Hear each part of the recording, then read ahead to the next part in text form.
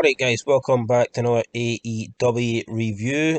I've actually got a swollen cheek at the moment and it's pretty hard to talk, so a lot of what I say might not make much sense, but I guess that will fit in with this AEW show. So, I kicked off with the American Nightmare, Cody Rhodes with Arn Anderson, and it was him and teaming up with Red Velvet to take on Shaquille O'Neal and Jade Cargill in a mixed tag match.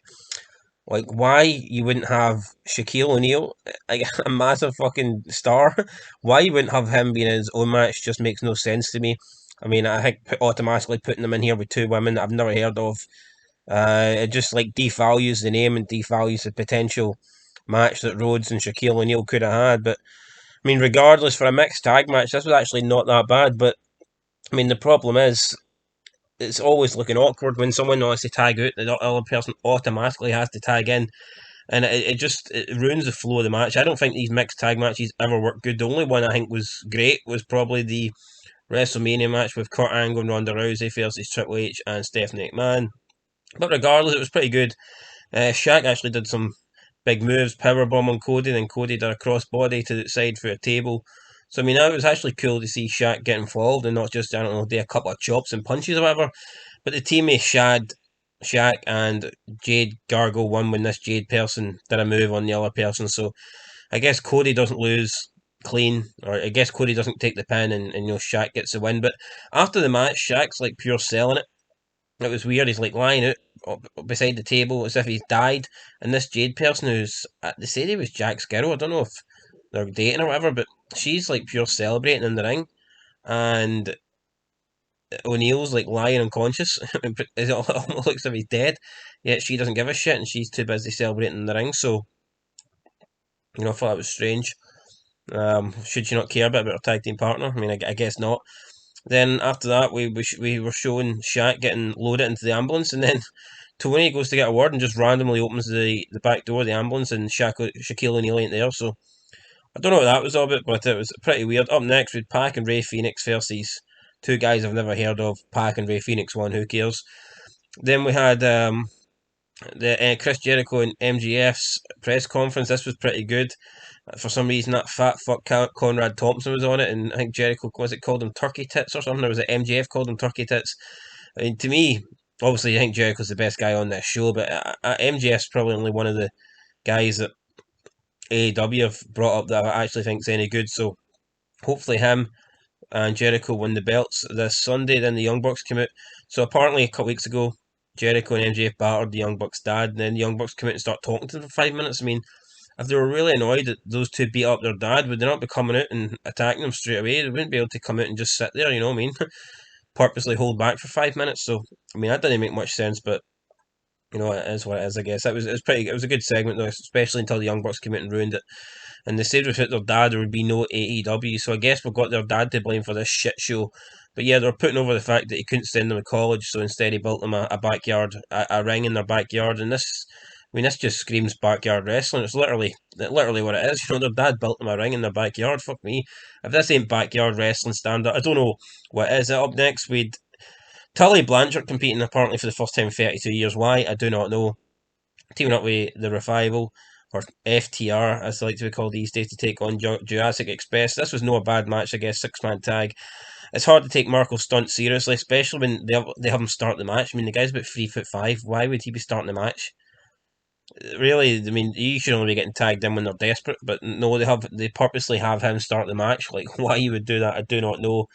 And then after a bunch of cheating and involvement from, I don't even know who it was, some guy involved, second generation guy. I think it was the number 10, the perfect 10 guy for WWE. He involved and he helped the teammate Blanchard and fuck the Revival get the win over Jurassic Express.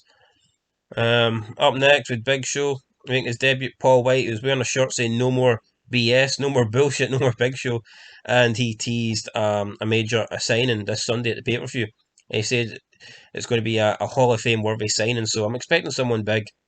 They better not job out here with someone shit. I'm expecting someone like a Brock Lesnar or a CM Punk, perhaps maybe even, I don't know, Batista, Christian, RVD, someone along those lines. If it's not one of those five and it's someone completely irrelevant, then by God, big. I mean, he said it's a big deal. It could be him. I mean, it could be big. It could be No More BS Paul White making his debut, which I guess would be a bit of a heel turn. But yeah, it could be him. After this, we had the women's world title eliminator tournament final. The man beast Nyla Rose versus Ryo Minsuni, some chick from Japan. It looks like a man. Garbage. Didn't really pay attention. I think the chick looks like well, it's the chick that looks like a man versus the chick that is a man. So I guess you know what I mean. It is a battle of the men, I guess, but for the men's title. But I don't know. I don't know who won this. I don't know who won it. And then Jim Ross said, "Man, this is a battle." Fuck me. Jim Ross has got the same banter we do. Up next, we had Tony Schiavone out to interview Sting.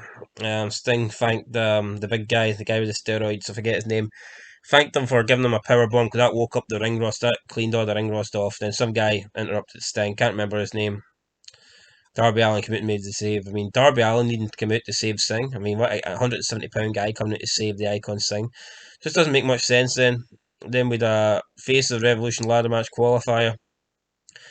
The Dark Order's 10 with -1 accompanying. I mean, I get it, right? It's tough that this guy's lost his dad. I totally get that, but I mean, let's not book him in a show, right? I mean, you didn't see Chris Benoit's son getting booked in shows after the Benoit incident. So, do we really need to have this -1 guy who just looks so fucking out of place? I mean, the Dark Order's bad enough, but then we're supposed to believe this guy is the leader. I mean, the Dark Order's got zero credibility, but some wee 8-year-olds are leader. I mean, that just goes from zero credibility to worst thing I've ever seen on TV. So, anyway, some guy called Platinum Max Caster, who I don't know who he is, but he came out doing a bit of rapping, so this kind of reminded me of Cena a wee bit, although this guy only wishes he was a 100th as good as Cena was. He came out, he won the match, thanking the interference for Jack Evans.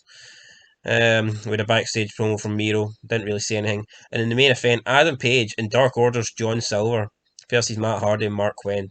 I don't know who Mark Quinn is.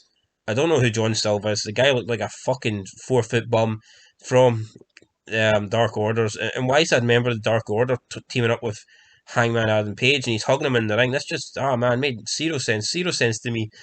Anyway, they battered Mark Quinn at the end of the match. Hangman comes in, does his springboard, lariat, clothesline, deal, finisher, gets the win. Matt Hardy comes in and starts beating him up with a microphone. Then all the Dark Order come out and start beating up Matt Hardy. And then people from this Sunday's pay-per-view come in and they start on a brawl in the ring. And, I don't know. I mean, to me, how the hell can your main event be this when you've got the likes of Sting and No BS debuting and Jericho and MJF and SHAQ, fucking Shaquille O'Neal? So how can you have all that in the show, but this be your main event, and then you finish it with a bunch of jobbers, brawling awkwardly in the ring? I don't know, guys. I mean, there was some decent stuff on this show, but oh my god, the awful stuff kind of just overwhelms it. So, I mean, I'll give it a. I'm going to give this a 3 out of 10. I think that's the highest I've rated any wrestling show in a long time, to be fair. But yeah, 3 out of 10. I mean, there was some stuff in it I liked. It was good to see some start, and I can definitely see why this, outdraws NXT. Because you actually have people that are relevant on this, and you look at NXT, and it is literally just a bunch of guys training to get ready for the main roster. So I don't think AEW should be bragging about beating NXT, but at the same time, like, to me, it's no surprise why they beat NXT. And that's going to do it, guys. So let us know what you thought down below. I'm giving this a 3 out of 10. Like I said, there was some cool stuff in it, but I mean, there's too much shite in this show, and basically that's what drags down the rating. So there you go, 3 out of 10, guys. If you want to see more AEW reviews, let us know. But until next time, thanks for watching here on Fog Wrestling. Peace.